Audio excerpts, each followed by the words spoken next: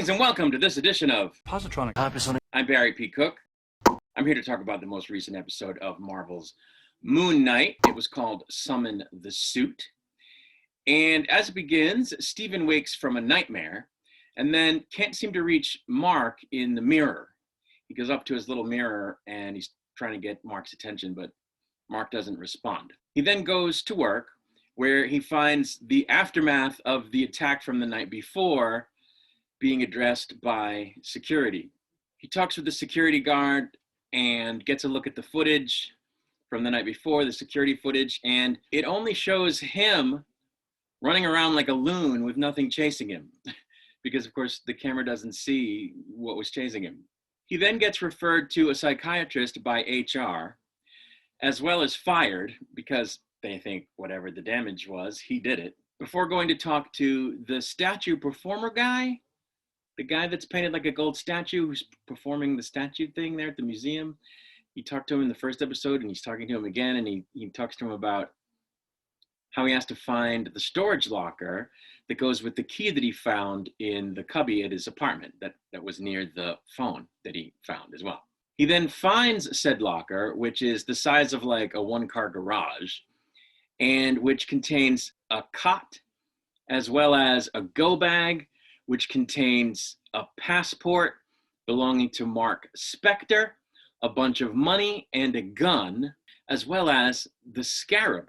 And it can even fly a little bit, which is interesting. He's then addressed by Mark, who he sees in the reflection of the metallic walls of this storage unit.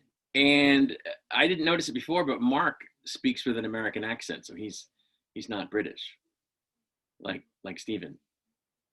He asks Stephen to go to sleep on the cot, saying that he can save him from some danger that he's in, but only if he has control.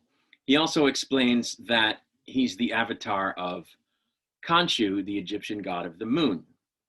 Stephen reacts to this news by saying he's going to turn over all the contraband he found so that he'll get locked up and be unable to hurt anyone, and in the hopes that the health service will drug him up so much that he won't hear Mark anymore. He won't hear or see Mark anymore, and Mark will be out of his head. And as he's trying to make his way out, he's chased once again by the beastie. He ends up running into the street and almost gets run over by Layla on her moped, at which point she gives him shit for having ghosted her and explains that she's his wife, which of course Stephen is surprised to hear. Back at his place, it turns out that they both like the same French poet and that they both can read hieroglyphs, as well as that they are getting divorced apparently. Stephen tries to explain who he is and to show her the scarab against Mark's advice, which causes him to actually stop doing what he was doing because Mark says she'll be in danger and he doesn't want to endanger her, so he stops short of showing it to her, but then she shoves him out of the way and she's like, what is it? And she looks through the bag and she finds it. She then says something to him about how she can't believe he's keeping it for himself, at which point he offers it to her before the cops come. So she finds it and goes, I can't believe you're keeping this. This was our adventure. We were going to find the whatever this thing points to. And he's like, no, you can have it. And then the cops come knocking, at which point Layla hides on the roof. She escapes to the roof through a window. Stephen ends up getting arrested when the cops find the fake passport. Well, what they think is a fake passport because they know his name's not Mark Spector. And because they also think he has some stolen property and that he's killed some people in Egypt, which of course Stephen didn't. When the cops leave him alone in the car, he is spoken to again by Mark in the reflection in the window before he's removed from the car by Harrow. While they're talking, Khonshu keeps urging Stephen to kill Harrow. Stephen, of course, does not do this, and Harrow takes him on a tour around his, base, his community, where he lives with other people who I guess are acolytes of his and of Amit's, who all know and teach each other different languages, and where they apparently grow their own food. So it's like a little village all their own in these what look like ruins. Apparently, Harrow is the former avatar of Khonshu, and he's apparently trying to resurrect Amit so that she can eradicate evil from humanity. And he wants the scarab for this purpose. Mark, of course, urges Steven not to tell him anything that would lead him to Layla, who, of course, now has it. And he, in fact, declines to do so. So he clams up. He doesn't say anything. This causes Harrow to threaten to use his magic cane, which is magic because Khonshu put a sliver of, because Amit put a sliver of her power in it, against him in order to get him to fess up where the scarab is. And then Layla shows up, branding it, and says, "Here it is, I have it." She then gives it to Steven, urging him to summon the suit, but he has no idea what she's talking about. And then they run out of there, and in fact, they have to fight their way out, as the guy uses the cane, Harrow uses the cane by slamming it into the ground, which releases a beastie.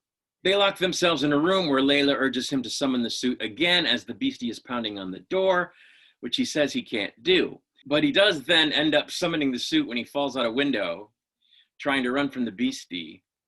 And Khonshu advises him to summon the suit. Everybody keeps saying summon the suit, which he does by saying suit, suit, which puts him in a white three-piece suit with the Moonknight hood on, or at least the mask, not so much the hood, which Mark, in a reflection, laughingly calls Psycho Colonel Sanders. At that point, Steven is attacked by the beastie, which is invisible except to him, and he decides to challenge it to a boxing match against Mark's advice, and he was like bouncing around doing his Muhammad Ali impression. He does manage to knock it down, actually, after which he celebrates a little bit, but it gets up and throws him across the road. He then reluctantly gives Mark control, at which point the proper Moonknight suit appears on Steven's body, and he takes off running parkour style in order to get the beastie to chase him and away from members of the public. And he manages to kill it via impaling it on some architecture, at which point it turns to dust and disappears. In the process, though, he drops the scarab, which is now in the hands of Harrow, after he has taken it from a homeless man who found it, whom he kills by issuing a judgment, it looks like. He does the scales thing and kills him. Layla witnesses this, but then takes off on her bike. Steven and Mark then talk, but this time Steven is in the reflection. And they have an argument during which Mark says he just wants to pay his debt so he can give Steven his body back, but he doesn't want Khonshu to get Layla as his replacement, to take over Layla. Khonshu then has a conversation with Mark where they talk about how what they need to do in order to solve the current issue is get to Amit's tomb before Harrow. And then Khonshu transports Mark to Egypt, and that's where the episode ends. I thought this was a pretty good episode. The first episode left me feeling kind of, because it was all, I didn't know what was going on. It was a big mystery. Everything's weird. You don't know exactly what's happening. You don't know who the players are. You don't understand exactly what's happening. In this episode, rather than drag that whole state of affairs out, they just explained everything. Harrow is the former avatar of Khonshu, who is now aligned with Amit, and he wants to bring Amit into the world so that she can eradicate evil from the world. But Khonshu doesn't want that to happen because I guess Amit's judgments are sometimes against people who haven't done anything wrong yet, whereas Khonshu only judges people after they've done wrong. Anyway, they're at odds. They're two warring Egyptian gods, and they each have their avatars. Mark was apparently deceased, and somehow his spirit got put into Steven's body. Khonshu apparently chose Steven to put Mark in, and Mark has been acting as his avatar for a while. And so that's the setup, which you really didn't get from the first episode, but now we know who the players are and the sort of real action of the story can start. And this is, I think a result of the fact that they only gave this season 6 episodes. They don't have a lot of time to screw around. They did an episode setting up, a bunch of questions. What the hell's going on? Being chief among them, or probably the only question really. And then the second episode, they're like, this is what's going on, and now we're going to get to it. So I thought that was very good. I liked the action in this episode. I thought the action sequences were cool. I was glad that not only was everything explained to us, everything is explained to Steven because he has no idea what's going on in the first episode, and I just felt bad for him. But now he knows, okay, this is what's happening. So he's no longer, in the dark about what exactly is going on. And some of it, I think, even gets explained to Layla a little bit. I think she now knows that, Steven isn't the one that disappeared on her, it's Mark, and that Mark didn't really disappear on her so much as he was occupied, I guess. So we don't have to deal with that anymore, where she's, accusing Steven of all kinds of things he didn't do. So that was cool. They got that out of the way. So I'm looking forward to more. I like the cast. I like, the action. I like the Egyptian aspect. I don't know a lot about Egyptian lore, ancient Egyptian lore, but it's something I've always been interested in.